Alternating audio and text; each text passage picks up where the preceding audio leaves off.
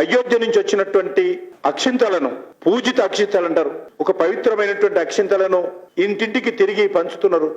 దేశమంతా, దేశంలో కాదు అమెరికాలో ఉన్నటువంటి హిందువులు ఇళ్లలో వెళ్తా ఉన్నాయి. అనేక దేవాలయాలు మాకు ఫోన్ చేస్తున్నారు, మాకు రాలేదు అక్షింతలు. నాకు కూడా అటువంటి అక్షింతలు ఇంటింటికి ఒక పవిత్రమైనటువంటి భావజాలంతో పంపిణీ చేస్తా ఉంటే, ఒక భక్తి భావజాలంతో పంపిణీ చేస్తా ఉంటే, నిన్న సికింద్రాబాద్ లో మన తెలంగాణ పోలీసులు అడ్డుకొని పోలీస్ స్టేషన్ లో కేసు నమోదు చేశారు. దేశంలో ఎక్కడ జరగలేదు ఇంతవరకు. This the first case in India.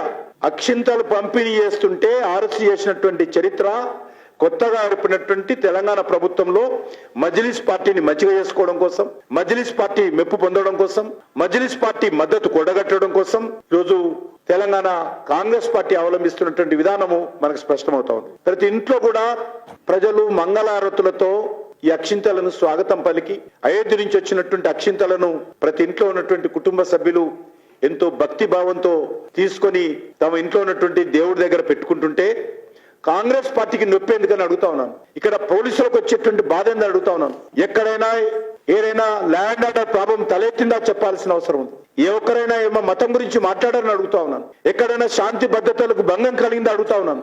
ఎవరైనా ఉద్రేకపూరితమైనటువంటి ఉపన్యాసాలు ఇచ్చారో అడుగుతా ఉన్నాను.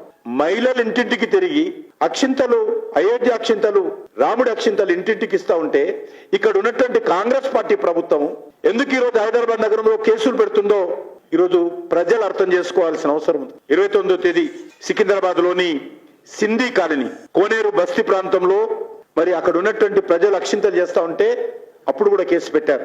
29న జరిగినటువంటి కార్యక్రమానికి సంబంధించి వారం రోజుల తర్వాత ఎఫ్ఐఆర్ తీశారు హైదరాబాద్ లో. ఎవరు ఒత్తిడి మేరకు తీసుకొచ్చారని అడుగుతా ఉన్నాను. ఎవరిని బుజ్జగింపు చేయడం కోసమో, ఎవరి మెప్పు పొందుకోవడం ఈ యొక్క కేసులు పెట్టారో మరి తెలవాల్సినటువంటి అవసరం ఉందని చెప్పి ఈ సందర్భంగా మనవిస్తున్నాను. ఒకటే, కాంగ్రెస్ పార్టీకి ఇంకా దేశ ప్రజల మనోభావాలు అర్థం చేసుకునే పరిస్థితి లేదు.